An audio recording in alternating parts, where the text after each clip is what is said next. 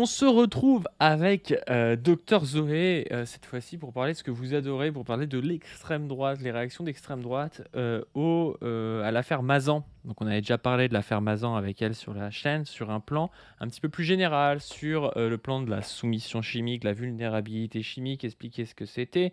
Et on avait envie de parler de la récupération politique sur un biais assez bizarre pour essayer de tacler les antiracistes de cette affaire qui est une affaire qui choque tout le monde, qui est une affaire, je pense, assez presque monstrueuse, quoi. On voit 50 personnes qui violent une femme dans un état second avec son mari qui la drogue. Enfin voilà, un truc affreux. Mais pour l'extrême droite, c'est la faute des antiracistes, hein. Les vrais antiféministes sont les antiracistes, c'est bien connu. Donc, on va recevoir Zoé pour analyser tout ça. Zoé, comment ça va? Salut tout le monde, ouais, ça va. Alors là, je rigole, mais on va parler de trucs je le dis à titre personnel, me mettent dans un état d'énervement extrêmement avancé.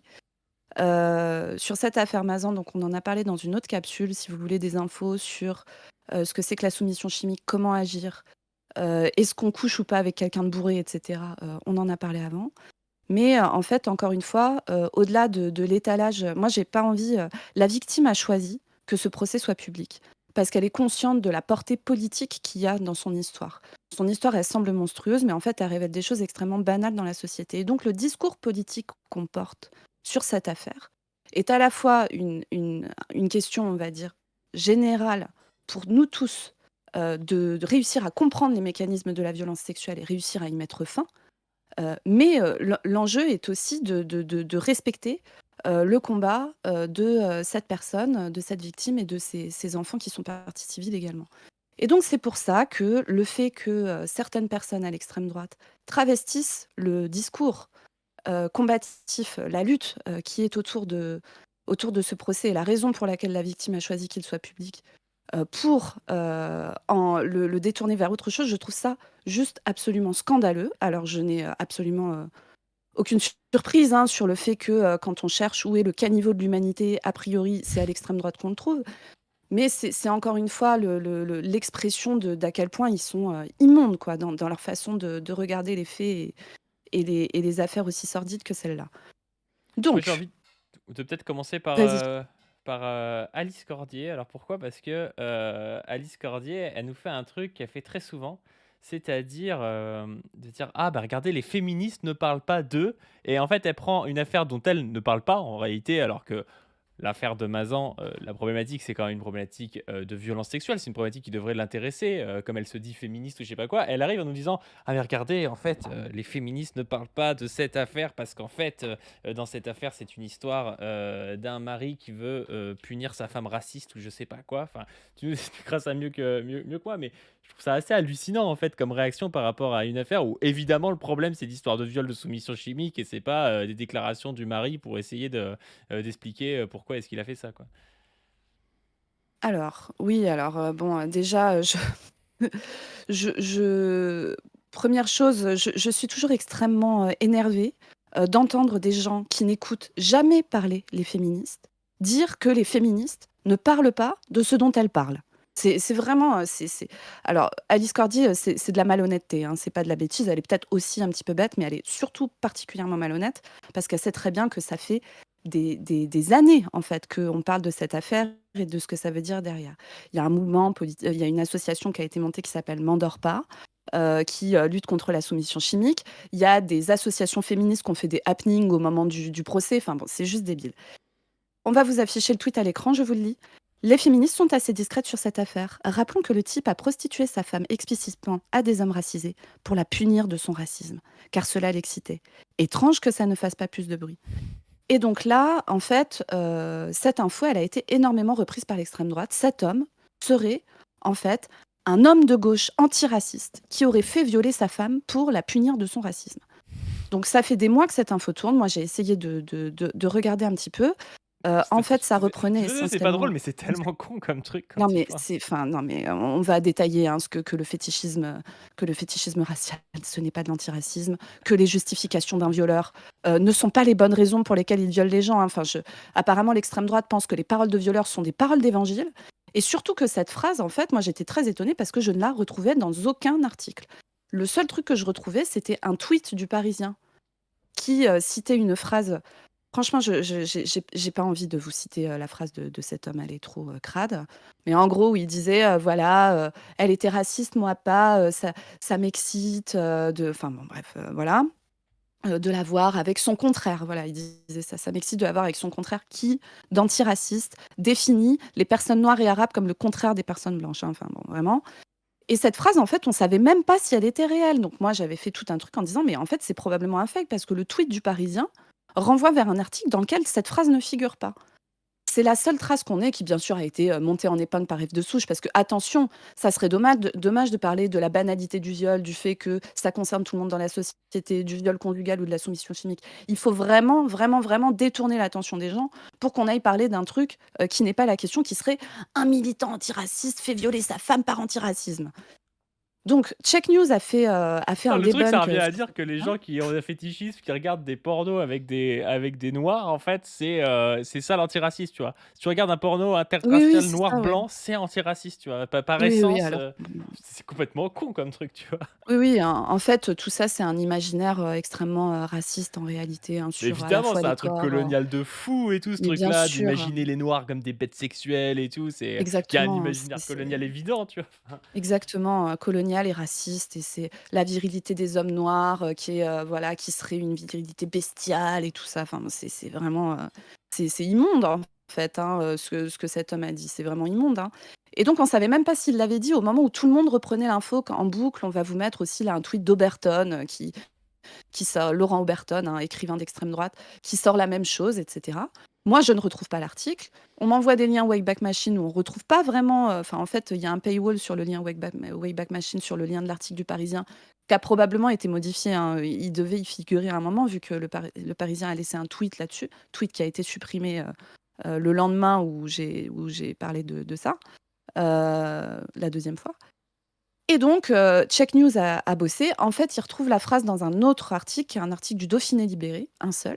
C'est une affaire sur laquelle il y a eu des centaines d'articles, des centaines de reportages radio, un livre entier écrit par la fille de la victime. D'accord. Et c'est cette phrase-là qui les intéresse. Au milieu de tout ce qu'il y a à dire, notamment de toutes les déclarations des accusés qui expliquent que pour eux, ils n'ont pas violé cette femme parce que son mari était d'accord. Ce qui vous dit vraiment quelque chose. Alors, je précise, hein, que les hommes, ils arrivaient, il fallait pas faire de bruit, il fallait réchauffer ses mains sur le radiateur, il fallait se déshabiller en dehors de la chambre, il fallait pas mettre de parfum, pas mettre de tabac pour que la femme se retrouve, ne se réveille surtout pas. Ils étaient recrutés sur un salon internet qui s'appelait À l'insu. Le mec envoyait des messages en disant: «Qui veut violer ma femme?» Mais les gars arrivent quand même à dire: «Non, mais moi, je pense vraiment pas que je l'ai violée. En tout cas, je me suis fait piéger parce que je pensais que comme son mari était d'accord, bah, du coup, c'est lui qui est détenteur du consentement». C'est ça que les mecs disent, hein, et donc au milieu de toutes ces phrases, c'est cette phrase-là que l'extrême droite choisit, et ils la choisissent pas pour dire ce qu'elle dit, mais pour lui faire dire autre chose. Vous voyez le niveau d'indécence de ces gens, hein, quand même, c'est juste, c'est juste hallucinant, hein, et donc il y a cette phrase dans le Dauphiné libéré. Il y a a priori cette phrase, en fait, dans la 5e audition de Dominique Pélicaud, qui est l'accusé principal de cette affaire, qui aurait dit ça. Et ensuite, lors d'une expertise, il est revenu sur cette phrase. Alors, je vais vous la ressortir. Il dit: «Il affirme alors que son épouse n'était pas raciste, mais qu'il était excité par le contraste de sa peau blanche avec celle d'homme de couleur». Voilà. Donc arrêtez de dire que cette femme est raciste déjà, parce que c'est, de la diffamation. Je pense qu'elle a pris suffisamment cher dans sa vie, pour qu'on lui rajoute pas ça. Arrêtez de dire que c'est un militant antiraciste. Putain, mais ça n'a aucun sens, c'est un fétichiste, d'accord? Et il se trouve que moi je connais, des personnes qui assistent au procès actuellement, qui assistent au débat et qui disent: «Effectivement, cet homme, il cherchait spécifiquement à recruter des hommes noirs particulièrement. Il n'en a pas trouvé tant que ça, parce qu'en fait, sur les 51 accusés, alors voilà, on se retrouve grâce à l'extrême droite à faire des trucs super intéressants, hein, genre, compter le nombre de noirs dans la salle, merci beaucoup. Mais en gros, je crois qu'il y a 3 ou 4 hommes noirs sur les 51 accusés, enfin, il y en a pas tant que ça. Mais en tout cas, effectivement, lui, il cherchait spécifiquement ça par fétichisme, mais aussi sur un autre truc, parce qu'en fait, il avait vraiment un plaisir particulier. Je suis désolée d'expliquer ça, mais il faut l'expliquer pour qu'on comprenne ce qui se passe dans ces dynamiques, quel est le mécanisme de ces violences. Il avait un plaisir particulier à dégrader sa femme, et il estimait, lui, dans sa tête, que la souillure ultime, c'est de coucher avec un homme noir. voyez à quel point c'est antiraciste comme manière de voir les choses, hein. C'est vraiment, je pense que, il a sa place à PDH, hein, cet homme. Alors évidemment, bien sûr, pas du tout, c'est du second degré au cas où quelqu'un coupe et tout. Mais voilà, donc on se retrouve dans cette situation qui est hallucinante de l'extrême droite qui rabâche ça et qui rabâche ça. Julien Rochdy s'est aussi fendu d'un message absolument immonde, qu'on va vous afficher parce que du coup, alors avec Check News, ils disaient: «Beh, il l'a bien dit, hein, donc c'est bien mythe». Enfin, vous voyez à quel point ils Attends, sont je cons. je je lis, Rushdie, il dit: «Désolé, mais ce qu'a fait Dominique Pellicot à sa femme, c'est-à-dire la droguer pour l'abrutir et l'endormir assez afin qu'elle se fasse violer par des noirs et des arabes alors qu'elle n'en veut pas, c'est peu ou prou ce qu'ont fait tous les gouvernements à la France, depuis les» et puis il continue, tu Depuis les années 70, la suite vois? de Ouais. la citation, c'est ça. Alors il a supprimé son message, mais vous voyez à quel point c'est immonde. Je rappelle, que, la grande majorité, plus des 3/4, des accusés sont des hommes blancs et vous savez quoi? Ils l'ont pas violé parce qu'ils sont blancs. Ils l'ont pas violé parce qu'ils sont arabes. Ils l'ont pas violé parce qu'ils sont noirs. Ils l'ont violé parce que c'est des hommes qui prennent et qui se servent des corps des autres, comme si c'était des objets. Le fond de cette affaire, c'est la réification, c'est l'objectification. Ce corps qui est transformé en marchandise. Et là, en plus, où on pousse le truc à l'extrême, où on va jusqu'à rendre la victime inconsciente pour vraiment la déposséder totalement de son corps et de sa féminité. L'autre enjeu aussi derrière tout ça, c'est la normalisation de la contrainte sexuelle dans le couple. C'est comme ça que ces mecs arrivent à se raconter qu'il n'y a pas de problème parce que son mari est là. Et là, il va falloir parler de à quoi sert l'extrême droite sur ces sujets-là. On va citer notre copine Thaïs encore, hein, qui est vraiment la première, hein, pour tenir des discours qui sont des discours qui normalisent ce genre de comportement. Si des hommes se sentent légitimes à pouvoir violer autant dans ce pays, c'est parce qu'il y a un système global de domination des hommes sur le corps des femmes, alors de manière inégale entre les hommes, etc. Enfin voilà, c'est complexe, hein, ces choses-là, c'est pas binaire. Heu tous les hommes ne sont pas dominants de la même manière et cetera. Tous les hommes n'ont il y a certaines femmes très bourgeoises et tout qui sont dans des positions sociales qui sont plus favorables que certains hommes, notamment, prolétaires. Néanmoins, la normalisation des discours, la normalisation de la contrainte sexuelle et du discours sur la contrainte sexuelle, ça fait partie de la culture du viol et la culture du viol, c'est le sujet principal de ce procès. Comment des dizaines et des dizaines d'hommes peuvent se sentir autorisés à violer une femme dans le coma en se dédouanant parce que son mari est présent et d'accord. Et donc, on va lire notre copine Thaïs, d'accord, sur ce qu'a dit du viol conjugal et vous allez voir à quel point, en fait, ce sont ces personnes-là qui permettent de perpétuer, de légitimer et de perpétuer ce type de crime. Unpopular opinion. Alors, souvent, quand quelqu'un commence par une populaire opinion, tu es à peu près certain qu'il va dire de la merde. Euh, Après son invention, le concept de viol conjugal, elle le met entre guillemets, a été travesti par certaines femmes fourbes pour ne plus avoir à entretenir une intimité avec leur mari. Personne n'est dupe de vos petits jeux malsains. On va faire une légère analyse de texte. Donc après son invention, donc sachez que le viol conjugal a été inventé. Voilà, donc c'est comme l'imprimerie, c'est-à-dire qu'avant il n'y avait pas d'imprimerie, et puis on a inventé l'imprimerie, puis après il y a l'imprimerie. Bah, le viol conjugal c'est pareil. Avant il n'y en avait pas, et puis on l'a inventé, et puis après il y en a. Bon voilà, merci J Thaïs, hein. J'aime bien le côté, tu Euh, sais, elle dit, en gros, «Pour ne pas avoir à», tu vois que c'est une contrainte, tu vois? Enfin, tu vois que c'est intellectualisé comme une contrainte, que la femme devrait à l'homme, tu vois? pour ne plus avoir à entretenir une intimité avec leur mari. Et personne n'est dupe de vos petits jeux malsains. Eh mais Thaïs, tu parles de petits jeux malsains, tu normalises la contrainte sexuelle, tu traites de femmes fourbes les femmes qui refusent d'avoir des relations non consenties. Tout ça pour extorquer de l'argent à des types, en stimulant leur misogynie à des types perdus sur internet. Mais qui a des petits jeux malsains, Thaïs? Mais tu te rends compte de ce que tu dis? Tu te rends compte de la gravité de ce que tu dis? Je suis désolée, mais les gens qui disent ça, les gens qui tiennent ces discours-là, vous avez du putain de sang sur les mains, d'accord? Vous participez au système qui fait qu'il y ait 220 000 viols, tentatives de viol et agressions sexuelles dans ce pays chaque année, d'accord?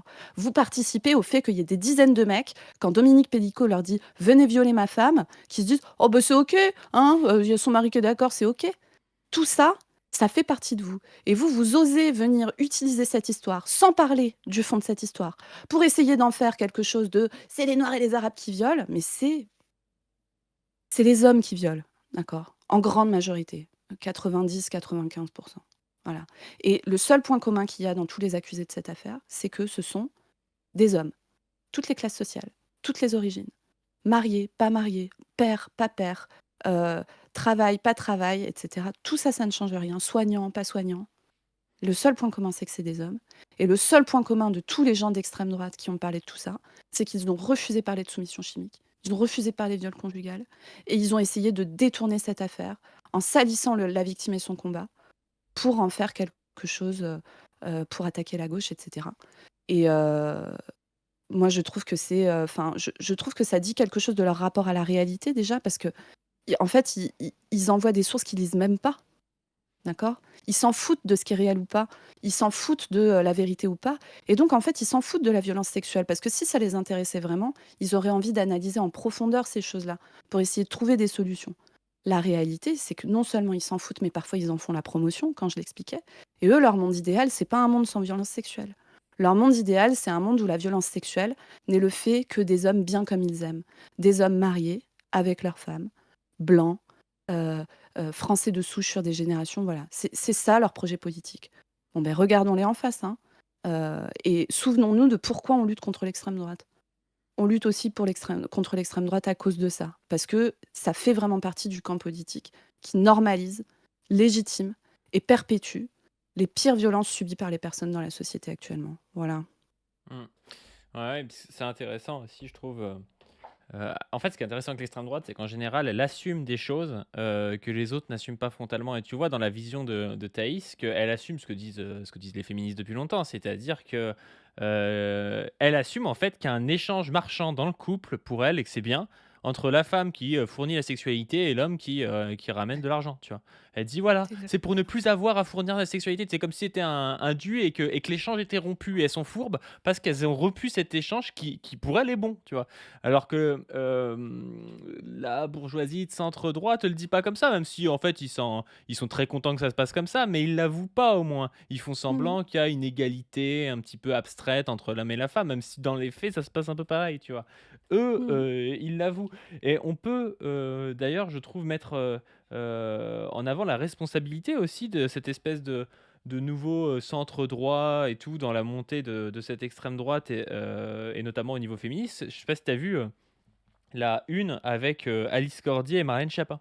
C'est-à-dire que Marlène Schiappa, au lieu de discuter féminisme avec des vrais féministes, avec Mmh. des meufs de gauche et tout qui travaillent le sujet, elle va discuter avec l'extrême droite pour se faire passer pour plus progressiste alors que elles sont d'accord quand même, je pense, sur beaucoup de choses, hein. Elle a une politique assez réactionnaire, hein, Marlène Schiappa, mais elle va se faire placer comme elle n'est pas directement pour le viol conjugal, on va se dire Marlène Schiappa, elle est de gauche, quoi. Elle essaie d'invisibiliser la gauche comme ça, parce que vraiment, Alice Cordier, c'est pas quelqu'un qui est doué, c'est pas quelqu'un qui a, elle a pas de talent particulier. Et si on arrêtait de l'inviter sur les plateaux, elle n'aurait aucune existence. Cette meuf, à part faire des happenings, elle travaille pas ses sujets. Je veux dire, il y a des gens de droite à qui on peut reconnaître une certaine aisance, un certain intérêt. Je pense qu'Alice Cordier, c'est vraiment la création d'Hanouna, de CNews, de BFM TV, et notamment de Marlène Schiappa aujourd'hui, quoi.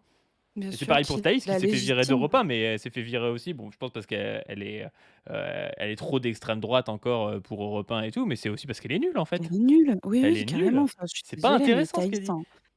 Thaïs en live, c'est quelqu'un qui enfin bon, bref, je c'est même pas la question parce que le fond du problème, c'est ses idées politiques, hein, bien sûr, mais qui est Bien pas sûr. bon, en fait, enfin, elle puis Il y encore a une une fois, comme c'est des gens responsabilité de qui ces bossent médias de les pas. inviter. Bah, bien sûr, Bon, Europe 1 après évidemment, c'est et un média d'extrême droite, mais ils les invitent pas parce que c'est de bons orateurs et qu'ils arrivent en ayant bossé des sujets que personne n'a bossé, avec, un avis hyper construit dessus, et cetera. Pas du tout. Ils les invitent parce que c'est un excellent pare-feu, ils se font une petite caution femme, un petit token, tu vois? Et puis au final, tu le vois dans l'éthique de ces meufs, hein. Alice Cordier qui vient nous accuser de discrétion sur l'affaire Mazan, alors qu'encore une fois, tous les mouvements féministes en ont parlé, alors que cette meuf est invitée chez Morandini. Enfin, je suis désolée, hein, mais Morandini, c'est un mec qui est condamné pour, enfin, qui a fait appel, mais qui est condamné pour atteinte sexuelle sur mineur, hein. C'est un homme qui est soupçonné d'avoir pris l'identité d'une femme pour demander des images de nudité et de masturbation à des adolescents, en fait, hein. Enfin, c'est de ça qu'on parle, hein. Et Marlène Schiappa qui accepte d'aller discuter avec elle, mais bon, Marlène Schiappa, elle avait déjà accepté d'être sous la tutelle de Gérald Darmanin, hein. On n'est pas obligé. Je vais pas reparler de Gérald Darmanin aujourd'hui, mais je pense que tout le monde sait comment il fallait négocier des HLM alors qu'il était maire. pour pouvoir obtenir un logement social quand on était une mère célibataire, en précarité, quand Gérald Darmanin était maire de sa commune, hein. Bref, voilà. Donc ces femmes n'ont non seulement aucune éthique personnelle, mais en plus aucun corps, aucune colonne vertébrale idéologique sur le discours à tenir sur, la violence sexuelle. Moi je le dis, ce sont, mes ennemis, politiques, j'ai aucun problème à le dire. Jamais je ne considérerais, il faut leur passer quoi que ce soit. Ce qu'elles font est extrêmement grave et ça a des conséquences réelles parce que encore une fois, quand on parle de violence sexuelle, il faut savoir ce dont on parle. On parle de millions de vies brisées, d'accord? On parle de millions de gens qui vivent avec des traumas qu'on n'est pas organisé pour pouvoir prendre en charge et elles font ça, mais que vraiment, mais qu'elles aillent se faire foutre, hein, vraiment, hein. Ouais, bon, je pense que ce sera le mot de la fin, hein, qu'elles aillent se faire foutre, et Mmh. qu'il aussi, hein, parce qu'il y a pas Ah que ouais, il y a pas que des meufs, hein, il y vraiment, a hein. Rochdy aussi, Ayez on a honte, d'autres hein. aussi. Ayez honte, l'extrême droite, j'espère que vous avez honte, putain. Je sais que vous avez pas honte parce que vous avez un fonctionnement qui fait que vous avez jamais honte, c'est pour ça que vous vous permettez les fake news et tout, mais ayez honte, putain, vraiment, hein, vraiment. Ouais. Bon, bah, sur ce, comme d'habitude, hein, je vous invite à vous abonner, vous connaissez l'histoire, vous abonner notamment au Twitter de Dr-Zoé et à donner sur le Tipeee. Et sur ce, on vous dit à plus et ayez honte.